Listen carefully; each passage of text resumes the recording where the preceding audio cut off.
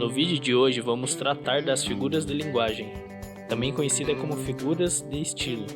É um recurso utilizado para tornar mais expressiva a linguagem e essencial para redigir e interpretar textos. As figuras de linguagem se dividem em figuras de palavras, figuras de construção, figuras de pensamento e figuras de som. Aqui vamos descrever as figuras mais usadas. O assíndeto é a figura de linguagem que se caracteriza por ocultar conjunções coordenativas, que deveriam aparecer em determinadas frases ou orações. E no lugar dessas conjunções, quem irá estabelecer as ligações entre as orações são as vírgulas.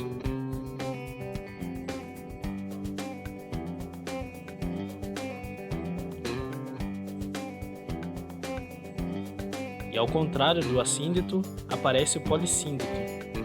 O polissíndeto é a repetição de conjunções coordenativas.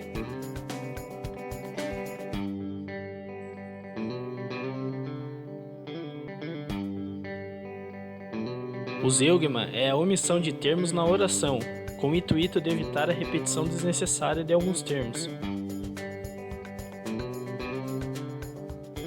Veja que aqui a palavra gostar já foi citada anteriormente. Nessa frase fica subentendido que gosto de morango e gosto de pêssego também, sem a necessidade de repetir na frase o verbo gostar. O zeugma aqui não deve ser confundido com a elipse. A elipse é a omissão de um termo que pode ser subentendido no texto. Aqui uma palavra ou expressão foi omitida e mesmo assim pode ser percebida como parte da oração. Nessa frase, fica subentendido que havia na mesa um livro e uma caneta, ou seja, omitiu o verbo haver. Veja que essa palavra omitida não foi dita anteriormente, e mesmo assim dá para compreender a mensagem. A antítese é a figura que expressa o confronto de ideias opostas, ou seja, usa palavras ou expressões com sentidos opostos. Um ponto interessante é que, apesar de serem opostos, não se contradizem, mas, pelo contrário, reforçam a ideia que se quer passar.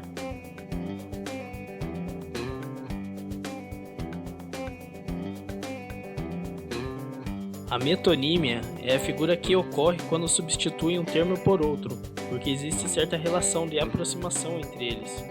Alguns exemplos de metonímia são a substituição da parte pelo todo, a substituição do autor pela obra, a substituição do inventor pelo invento, a substituição do continente pelo conteúdo e a substituição da marca pelo produto.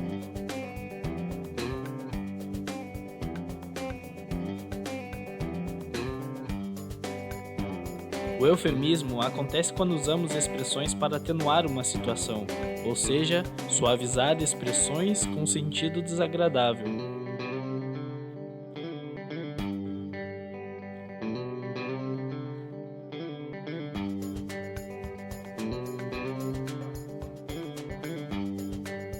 Usamos a metáfora quando estamos fazendo um tipo de comparação. Nesse caso, a comparação é sem os termos comparativos. Os elementos aqui são implícitos, uma comparação mental. Aqui apenas diz que uma coisa é outra porque há semelhança entre os termos.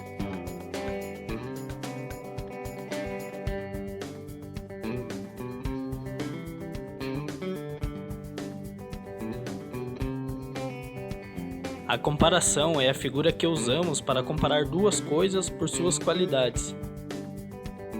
Aqui existe apenas um conectivo de comparação, diferente da metáfora, que é uma comparação mental.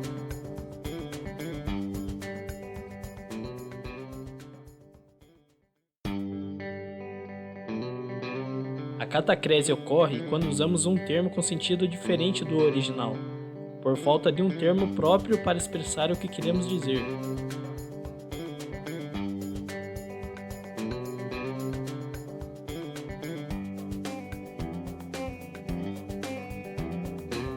A onomatopeia ocorre quando o som de uma palavra ou expressão representa a própria coisa significada, ou seja, utiliza uma palavra para representar um som específico.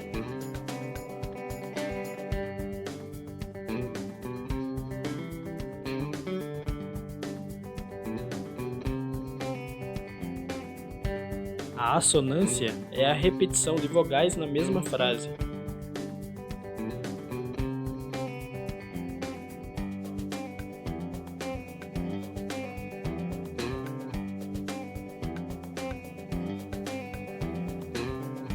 A hipérbole é uma figura de linguagem que permite exprimir uma ideia de forma exagerada.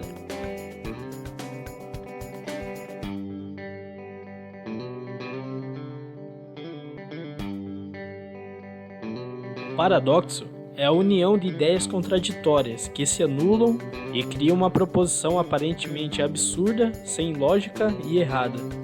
É um recurso utilizado que aumenta a expressividade da mensagem.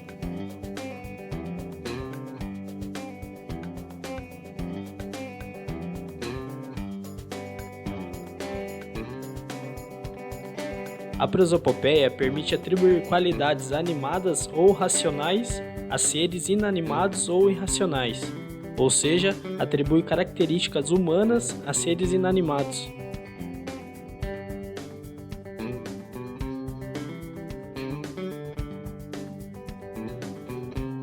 A sinestesia consiste em mesclar, em uma expressão, sensações percebidas por diferentes órgãos de sentido, ou seja, quando sentidos diferentes atuam ao mesmo tempo.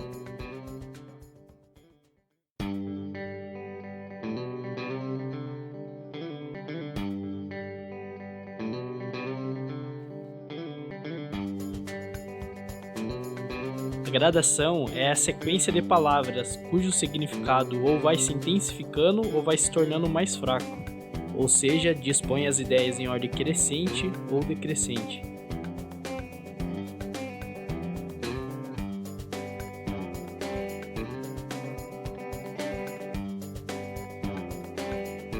O hipérbato é a inversão da ordem direta dos termos da oração. No hipérbato ocorre uma inversão inesperada, que, embora possa prejudicar a clareza da mensagem, não compromete seu entendimento. Um exemplo de hipérbato é um trecho do hino nacional, que está na ordem indireta.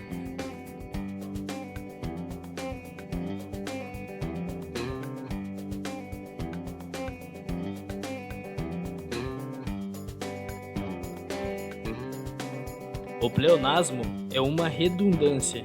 Trata-se da repetição de palavras a fim de reforçar uma ideia.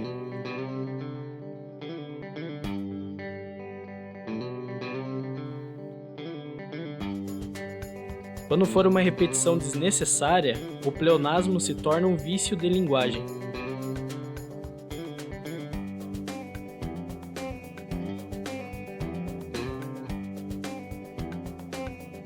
A anáfora é a repetição de palavras que aparece normalmente no início de frases ou início de versos.